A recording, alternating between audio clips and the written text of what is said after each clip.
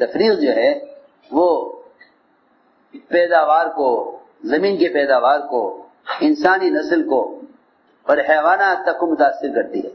آپس کے افتراق زمین کی پیداوار کو، انسانی نسل کو، حیوانات تک کو متاثر کرتی ہے۔ ہم سمجھتے تھے مسلمانوں کے افتراق سے صرف مسلمان ہی نہیں بلکہ اللہ کی ساری مخلوق پریشان ہوتی ہے۔ اللہ کی ساری مخلوق پریشان ہوتی ہے، ساری مخلوق پریشان ہوتی ہے، کیونکہ ساری مخلوق کے لیے رحمتوں کے نزول کا سبب وہ مسلمانوں کی اجتماعیت ہے، اور ساری مخلوق کے لیے عذاب اور مصیبت کا سبب مسلمان کے افتراق ہے۔ چنانچہ فرماتے ہیں صحابی، میں جدو گز گھر میں رہا اور بے اولاد رہا۔ پھر فرماتے ہیں وہی صحابی کہ میں نے مرغی کے نیچے انڈے رکھے بچے نکالنے کے لیے، تو کسی انڈے کے اندر بچہ پیدا نہیں ہوا، سارے انڈے خراب ہو گئے، سارے انڈے سڑ گئے، کسی میں بچہ پیدا نہیں ہوا۔ یہ اس جگہ کی نحوست ہے، اس جگہ کی ہے نحوست ہے۔ حالانکہ جگہ بنی مسجد کے نام سے، جگہ بنی مسجد کے نام سے۔ فرماتے ہیں کہ یہ کبوتر ہر جگہ گھس کے گھونسلہ بنا لیتے ہیں، کہیں سوراخ ملتا ہے گھر میں گھس جاتے ہیں، لیکن اس گھر کے اندر میرے گھر میں کبھی کسی کبوتر نے انڈا نہیں دیا، کسی کبوتر نے انڈا نہیں دیا، کسی مرغی نے بچہ نہیں نکالا، اور میں جب تک اس گھر میں رہا اولاد سے محروم رہا۔ یہ نحوست ہے افتراق میں۔ میں نے ساری بات یہ سمجھانے کے لیے عرض کی ہے کہ آپس کی اجتماعیت کی برکتیں، اطاعت کی برکتیں اور نافرمانی کی نحوستیں۔ کیونکہ میرے دوستوں عزیزوں، میں عرض کر چکا کہ قربانی یہ ہے کہ حکم پورا کیا جائے چاہت کے خلاف، حکم پورا کریں چاہت کے خلاف۔ اللہ رب العزت نے جتنے احکام دیے ہیں وہ سارے کے سارے احکام انسانی چاہت کے خلاف ہیں۔ سنو، بہت آسان بات ہے۔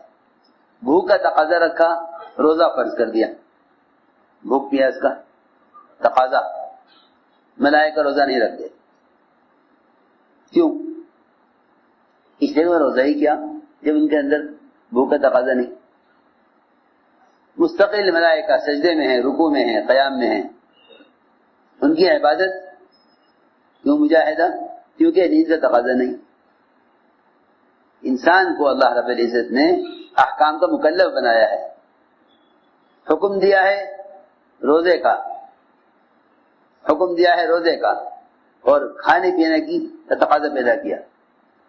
اس تقاضے کو حکم کے لیے دباؤ، اس تقاضے کو حکم کے لیے دباؤ تو ہم تمہیں اس پہ انعام دیں گے۔ تقاضے کو دباؤ حکم کے لیے۔ خواہش کا تقاضا زنا حرام، خواہش کا تقاضا زنا حرام، نیند کا تقاضا نماز فرض، بھوک کا تقاضا روزہ فرض، مال کی ضرورت، مال کا تقاضا، مال کی محبت زکات، زکات فرض۔ آپ سارے فرائض اٹھا کے دیکھیں، سارے فرائض انسان کی چاہت اور فطرت اور ضرورت کے خلاف ہوں گے۔ اللہ رب العزت حکم دے کر اطاعت کے امتحان لیتے ہیں، حکم دے کر اطاعت کے امتحان لیتے ہیں کہ ہمارے حکم کو کیسے پورا کرتا ہے اپنی چاہت کے خلاف۔ تو یہ بات یاد رکھنا کہ احکام آئیں گے تین قسم کے، احکام آئیں گے تین قسم کے۔ ایک تو احکام آئیں گے حیثیت کے خلاف، احکام آئیں گے حیثیت کے خلاف، احکام آئیں گے حیثیت کے خلاف۔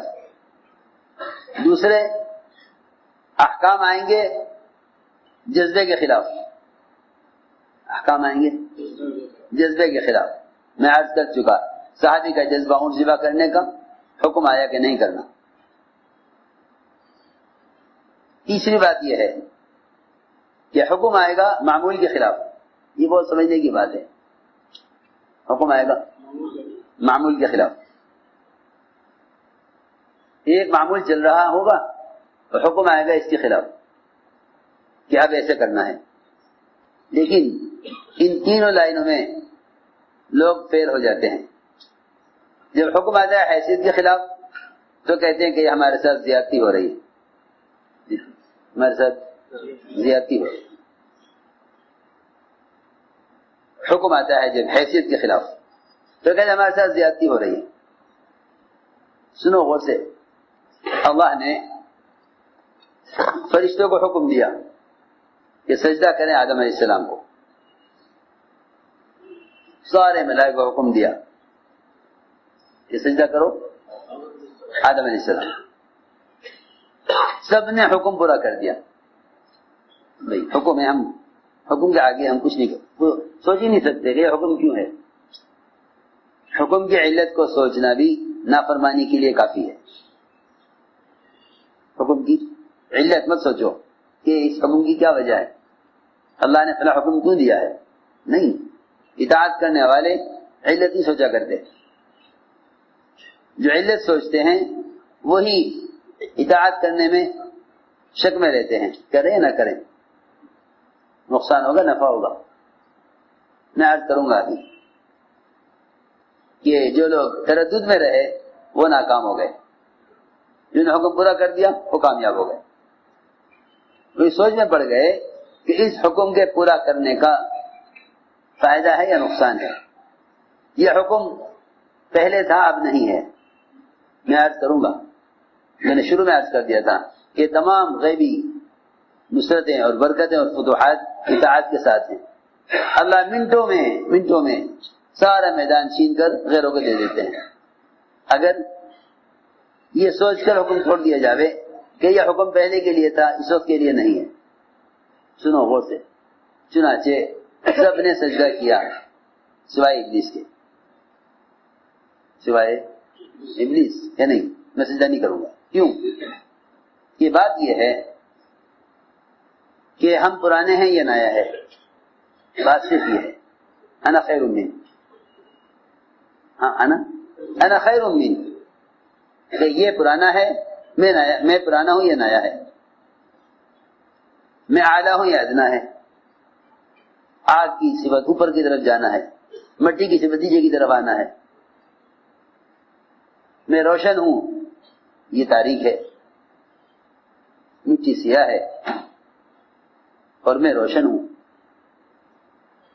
لہذا ہمارا ان کا ایسا مقابلہ بھی نہیں، برابر کے بھی نہیں کہ چلو حکم پورا کر دیا جاوے. یہ ہمارے ساتھ زیادتی ہے. آپ اس کے علاوہ اور کوئی حکم دیں تو ہم پورا کر دیں، اس کے علاوہ اور حکم ہو، لیکن یہ ہمارے ساتھ زیادتی ہے. بس اتنا ہی ہوا.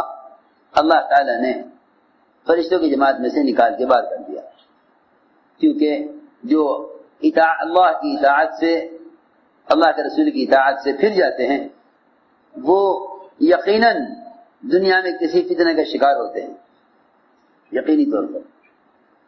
فَلْيَحْذَرِ الَّذِينَ يُخَالِفُونَ عَنْ أَمْرِهِ أَن تُصِيبَهُمْ فِتْنَةٌ أَوْ يُصِيبَهُمْ عَذَابٌ أَلِيمٌ. صاف اللہ نے فرمایا کہ ڈرنا چاہیے ان لوگوں کو جو اللہ کے رسول کے حکم کی سے رخ پھیرتے ہیں کہ یا تو انہیں وہ فتنہ کے اندر مبتلا ہو جائیں گے یا سخت عذاب میں مبتلا ہوں گے. ڈرنا چاہیے ان لوگوں کو جو اللہ کے رسول کی اطاعت سے پھر جاتے ہیں اور اللہ کے رسول کے حکم کی مخالفت کرتے ہیں کہ یا تو کسی فتنے میں مبتلا ہوں گے یا سخت عذاب میں. چنانچہ یہ میں نے عرض کیا کہ یہ حکم آیا حیثیت کے خلاف. حکم آیا حیثیت کے خلاف. حکم آیا حیثیت کے خلاف. صحابہ کرام کا مزاج یہ تھا کہ وہ حکم میں یہ نہیں دیکھتے تھے کہ جس چیز کا حکم دیا جا رہا ہے وہ ہمارے اعتبار سے ہمارے لیے مناسب ہے یا نامناسب ہے؟ کتنے صحابہ کے قصے آپ کو ملیں گے؟ حضور اکرم صلی اللہ علیہ وسلم نے فرمایا یہ یمنی تلوار کون لے گا؟ زبیر نے کہا مجھے دیجیے، پرانے ہیں، بڑے ہیں، رشتے دار بھی ہیں، آپ کے پھوپھی کے لڑکے بھی ہیں۔ مایا کہ نہیں، ماں یہ تلوار کون لے گا؟ حضرت عمر کھڑے ہوئے، مجھے دیجیے۔ فرمایا کہ نہیں، حالانکہ حضرت عمر کہ میرے بعد اگر نبی ہو سکتے تو عمر نبی ہو سکتے تھے، ان کو بھی نہیں دی۔ مایا کون تلوار کو لے گا، اس کا حق ادا کرے۔ ابو دجانہ صحابی، چھوٹے صحابی کھڑے ہوئے کہ مجھے دیجیے، آپ تلوار ان کو دے دی۔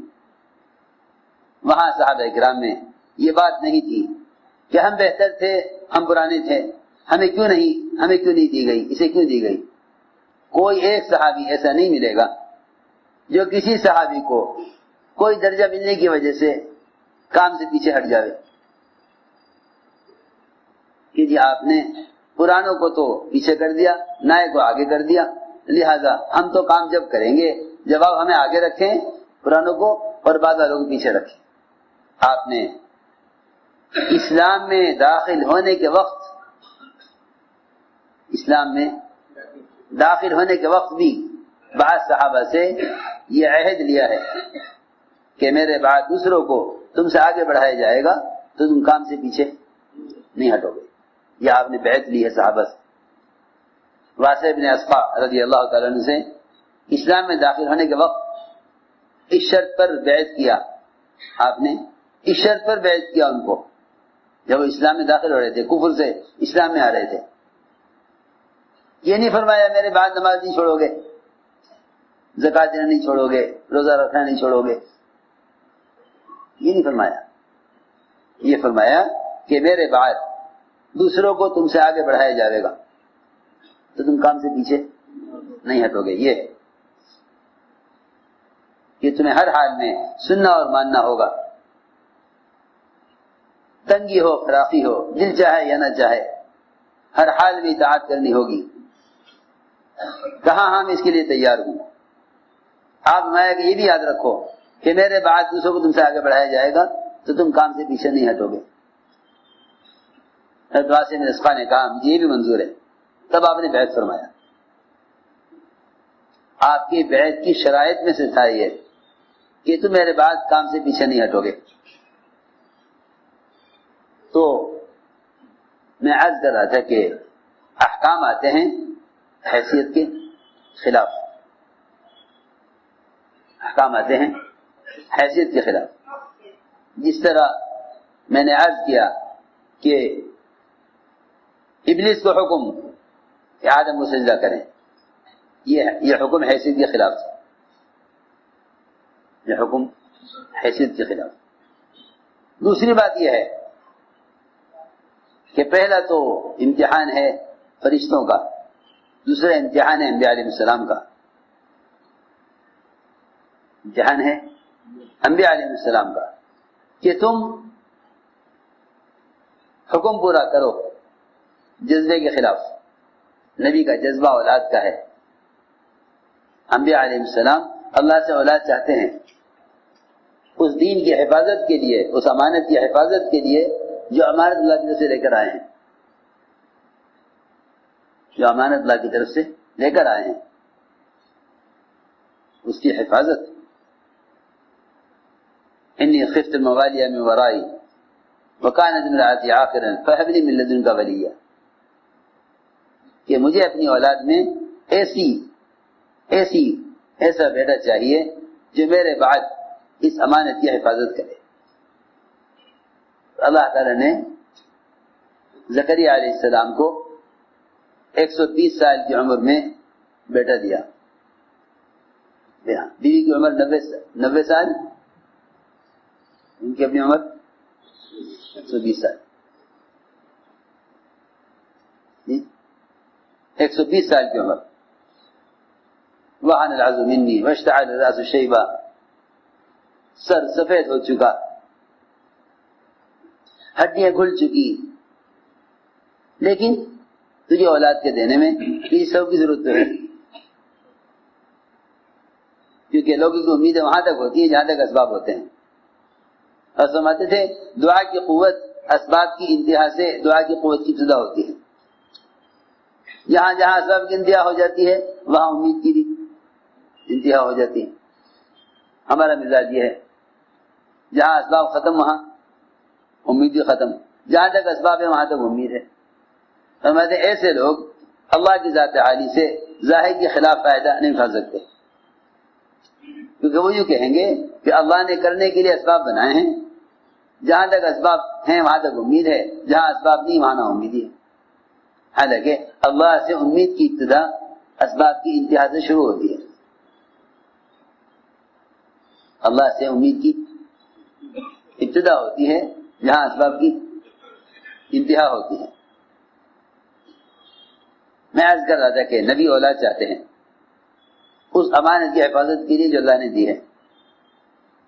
ابراہیم علیہ السلام تو اللہ نے بیٹا دیا، جب اس قابل ہو گیا کہ امید ہو چلی کہ ہاں یہ کچھ کام کر لے گا تو اللہ نے فرمایا کہ اس کو ذبح کرو.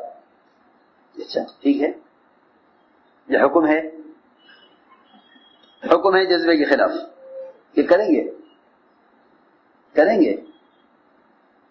یہ تو نہیں کہ آخر احکام اور بھی تو ہیں، احکام اور بھی تو ہیں. اس بات کا حکم دیجئے نا جس کا آپ نے ہمیں مکلف کیا ہے، جس کا ہمیں مکلف نہیں کیا اس کا حکم کیوں دے رہے؟ اللہ نے فرمایا کہ ہمارا حکم ہے ذبح کرو، کہ ہم کریں گے. تم حکم پورا کرو، تم حکم پورا کرو. حکم پورا کرنے والے ضائع نہیں ہوتے. ابراہیم علیہ السلام نے حکم پورا کر دیا. اللہ نے چھری کو چلنے نہ دیا کہ ہمارا حکم پورا ہونا ضائع ہونے کے لیے نہیں ہے. ہمارا حکم پورا ہونا، ہمارا حکم کا پورا ہونا تو وہ کامیابی کے لیے ہے، ضائع ہونے کے لیے نہیں ہے. ابراہیم علیہ السلام نے حکم پر چھری چلائی، بچہ ذبح نہ ہوا، لیکن ساری دنیا کے بچے ابراہیم علیہ السلام کو مل گئے. پوری دنیا میں جو بچہ بالغ ہونے سے پہلے مر جاتا ہے، چاہے وہ کسی کا بھی ہو، کسی گھر میں پیدا ہو، سارے یہودیوں کے، نصارہ کے، مشرکین کے، کفار کے، سب کے بچے، مسلمانوں کے سب کے بچے ابراہیم علیہ السلام کے پاس ہیں. لوگ کتنے بچے چاہیے؟ تم نے ہمارے لیے ایک قربان کیا، وہ بھی قربان نہ ہوا، ہم نے سارے دنیا کے بچے تمہیں دے دیے. آپ نے دیکھا نا معراج میں، سفر معراج میں ایک بڑے درخت کے، بڑے سایہ دار درخت کے نیچے بہت سارے بچوں کو لیے بیٹھے ابراہیم علیہ السلام. یہ کیا ہے کہ یہ ساری دنیا کے وہ بچے ہیں جو بالغ ہونے سے پہلے مر گئے، سب کے سب اس کے پاس ہیں، ابراہیم علیہ السلام کے پاس. ساری دنیا کے بچے ہم نے تمہیں دے دیے، تم نے ایک بچہ ہمارے لیے قربان کیا. میں عرض کر رہا تھا کہ حکم ہے جذبے کے خلاف. انبیاء علیہ السلام کو حکم دیا جاتا ہے جذبے کے خلاف. حدیبیہ میں جذبہ عمرہ کرنے کا، جذبہ عمرہ کرنے کا جذبہ، عمرہ کریں گے. عمرہ عبادت ہے، اور ایسی عبادت ہے جو بیت اللہ کے سوا کہیں نہیں ہو سکتی. آپ زکوٰۃ کا، جہاد کا، نماز کا، روزے کا عمل دنیا میں کہیں بھی کر لیں، لیکن عمرہ ایسی عبادت ہے، طواف ایسا عمل ہے جو بیت اللہ کے علاوہ کہیں نہیں ہو سکتا. صحابہ آئے تھے اسی مقصد کے لیے کہ ہم عمرہ کریں گے، لڑنے کا ارادہ نہیں تھا. حکم آیا واپس جاؤ. اس کا حکم اللہ کا حکم، واپس جاؤ. مشرکین کا مطالبہ عمرہ نہیں کرنے دیں گے. اللہ نے حکم دیا، یہ نہیں فرمایا مقابلہ کرو، میں جاؤ واپس. ہم کیسے واپس جائیں؟ ہمیں تو عمرہ کرنا ہے. حضرت عمر نے فرمایا ہم حق پر ہیں، اللہ کی مدد حق ہے. حضرت بکر نے فرمایا کہ عمر اللہ کے رسول کا حکم ہے، واپس چلو. حضرت عمر نے دوسرے سے کہا کہ بھائی کیوں ہم واپس جائیں؟ عمرہ عبادت ہے، اللہ کا حکم ہے، عبادت ہے، اور یہ تو اللہ کا گھر ہے، مشرکین بھی حج کرتے ہیں، عمرہ کرتے ہیں، ہم بھی کریں گے، کیا بات کہ نہیں ہم تمہیں عمرہ نہیں کرنے دیں گے۔ عمر رضی اللہ تعالیٰ ایک ایک کے پاس جا رہے ہیں، ہر ایک سے کہیں نہیں، جب ہم عمرے کے لیے آئے، عمرہ عبادت ہے اور یہ اللہ کا گھر ہے، اسی کا ذاتی گھر تو ہے نہیں، کیوں نہ ہم عمرہ کریں؟ جس کے پاس حضرت عمر جائیں وہ یہی کہے کہ عمر ٹھیک ہے عمرہ عبادت ہے، لیکن اللہ کا حکم یہ ہے کہ واپس جاؤ، ہمیں تو اللہ کے رسول کی اطاعت کرنی ہے، چاہے جذبہ کتنا بھی اچھا ہو۔ اس لیے کہ دیکھو بات یاد رکھنا، جس چیز سے اللہ نے روکا ہے، جس چیز سے اللہ نے روکا ہے اس میں اطاعت کرنا چھوٹا امتحان ہے، اور جس چیز کا اللہ نے حکم دیا ہے، جس چیز کا اللہ نے حکم دیا ہے، اگر جذبہ اس کے خلاف آ جاوے، اگر حکم اس کے خلاف آ جاوے تو یہ کہیں یہ اطاعت کا اونچا، یہ اطاعت کا بڑا امتحان ہے، وہ توجہ سے بات سننی پڑے گی۔ شراب نہ پیو، اطاعت ہے، نہیں پیو حرام ہے۔ زنا مت کرو کہ نہیں کریں گے، حرام ہے، لیکن ایک کام ثواب ہے، ایک کام ثواب کا کام ہے، ہم کرنے جا رہے تھے، حکم آیا مت کرو، حکم آیا مت کرو۔ ہم دیکھنا چاہتے ہیں کہ جو تمہارا اچھا جذبہ ہے تم اس کو بھی حکم میں قربان کرتے یا نہیں کرتے، تمہارا اچھا جذبہ ہے۔ صحابہ کہتے تھے کہ عمر بس اللہ کے رسول کا حکم واپسی کا ہے، واپس چل۔ عمر رضی اللہ فرماتے ہیں کہ میں اپنی رائے پر اڑ گیا کہ عمرہ کرنا چاہیے، کیوں عمر جری آدمی تھے، جری آدمی تھے، مکہ میں صرف اپنے اسلام کو چھپایا۔ حضرت عمر رضی اللہ عنہ نے اعلان کر دیا آ کے مشرکین میں کہ جو اپنی اولاد کو یتیم بنانا چاہے، جو اپنی بیویوں کو بیوہ بنانا چاہے، وہ آ جائے میرے مقابلے پر، میں نے اسلام قبول کیا ہے۔ ہاں جری آدمی تھے، اسلام کو قوت حضرت عمر سے ملی ہے، کہنے کہ نہیں عمرہ کریں گے۔ پھر آپ پر وحی آنے لگی، آپ پر وحی دیکھ کے آثار دیکھ کر حضرت عمر اپنی رائے دینے سے اتنا ڈرے، یہ نہیں سوچا کہ وحی آ رہی ہے میری چاہت کے مطابق آ رہی ہوگی کیونکہ میری رائے عمرہ کرنے کی ہے، بلکہ یوں ڈر گئے کہ اب تو میرے خلاف آیتیں نازل ہو رہی ہوں گی، کیونکہ میں اپنی رائے پر اڑ گیا تھا، یہ جو وحی آ رہی ہے میرے خلاف آ رہی ہے۔ عمر رضی اللہ تعالیٰ عنہ اپنی سواری کو لے کر الگ ہو گئے صحابہ سے کہ میرے اپنی رائے پر اڑنے کی وجہ سے جو اللہ کا عذاب آوے وہ مجھ پر آوے، میرے ساتھیوں پر نہ آوے۔ اسے صحابہ تھے، عمرہ کرنے کی رائے سے بھی اتنا ڈر رہے تھے، عمرہ کرنے کی رائے دینے سے بھی اتنا ڈر رہے تھے کہ اپنی سواری کو لے کر صحابہ سے الگ ہو گئے کہ جو عذاب نہ ماننے کی وجہ سے میرے اوپر آوے وہ میرے ساتھیوں پر نہ آوے۔ حضرت فرماتے ہیں میں نے پوری زندگی اعمال کیے، صدقات دیے، اے اللہ میرا اس دن کا گناہ معاف کر دے، میں عمرہ کرنے پر کیوں اڑا ہوا تھا۔ بہت غور کرنے کی بات ہے جو میں عرض کر رہا، آدمی کو اس کی اپنی رائے بعض مرتبہ اکیلا کر دیتی ہے۔ سنو حضرت عمر نے فرمایا کہ میں نے ساری زندگی اعمال صدقات کیے، اے اللہ میرا اسی کا گناہ معاف کر دے۔ یہ سب قصے بتانے کے لیے ہیں کہ اطاعت کسے کہتے ہیں۔ اللہ نے فرمایا انا فتحنا لک فتحا مبینا، لوگ کہتے ہیں کہ مکہ مکرمہ پر حملہ اور فتح مکہ یہ فتح ہے، کہ نہیں، فتح مکہ تو حدیبیہ ہے، فتح مکہ تو حدیبیہ ہے، جو بظاہر تو دب کر صلح کرنا ہے لیکن حکم پورا کرنے پر فتح کی خوشخبری ہے۔ لوگ کہتے ہیں مکہ پر حملہ ہونا وہ فتح مکہ ہے، کہ نہیں، مکہ پر حملہ کرنا فتح مکہ نہیں ہے، بلکہ مشرکین کے ساری شرائط مان کر حکم پورا کرنے کے لیے عمرہ چھوڑ کر واپس ہو جانا وہ فتح مکہ ہے۔ تو مکہ تو اسی فتح ہو گیا تھا جس دن آپ کا حکم پورا کر دیا، چلو اللہ کے رسول کا حکم ہے، چلو واپس.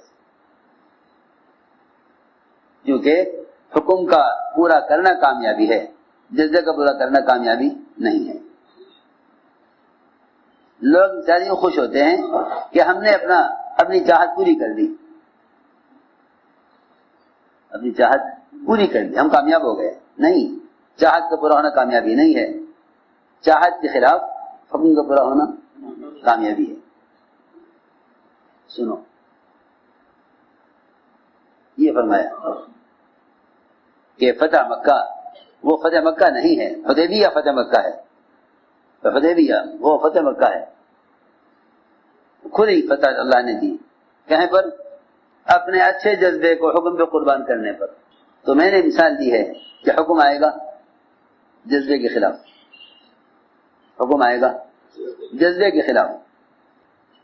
ایک صحابی اپنے والد سے انتہائی محبت کرنے والے، تمام صحابہ میں آپ نے چھانٹا ان صحابی کو، اپنے باپ سے سب سے زیادہ محبت کرتے تھے. تو بھائی یہاں آؤ، ایک حکم ہے پورا کرو گے؟ کہ جی حکم کو کرو، فرمائیے. جاؤ اپنے باپ کا سر کاٹ کے لاؤ. روایت میں ہے صحابی فوراً دوڑے حکم کے ساتھ ساتھ. کہاں جا رہے؟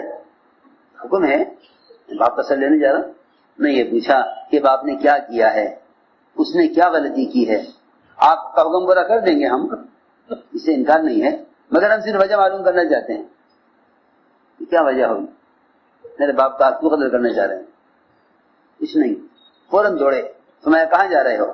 کہ حکم پورا کرنے کے لیے. ہمیں نہیں، یہاں ہو، ہمیں رشتوں کو جوڑنے کے لیے، بتوں کو توڑنے کے لیے بھیجا گیا ہے، رشتے توڑنے کے لیے نہیں بھیجا گیا. ہم نے تمہیں حکم دیا تھا باپ کے قتل کا، صرف یہ دیکھنا چاہتے تھے کہ ہم سے محبت زیادہ ہے باپ سے زیادہ ہے. حکم جذبے کے خلاف، حکم ہی ہے جذبے کے خلاف. اچھا جذبہ ہے عبادت کا. ایک عورت تھی مجذومہ، جس کو جذام کی بیماری، جذام ہوتا ہے، کوڑ کا مرض ہوتا ہے نا، ہاتھ پیر چڑھتے ہیں، اس میں زخم ہو جاتے ہیں، ہاتھوں پیروں میں زخم ہو جاتے ہیں، کوڑ کا مرض کہلاتا ہے. عورت بیچاری وہ اس مرض میں مبتلا، اور ایسا شوق طواف کرنے کا کہ زمین پر گھسر گھسر کر طواف کرتی تھی. کیا اس کے اندر شوق و جذبہ ہوگا طواف کا؟ کیا اس کے اندر شوق اور جذبہ طواف کا ہوگا؟ حضرت عمر نے فرمایا اس عورت سے، اے اللہ کی بندی، طواف چھوڑ، اپنے گھر بیٹھ جا، لوگوں کو اذیت نہ دے. اس عورت نے طواف چھوڑ دیا، گھر بیٹھ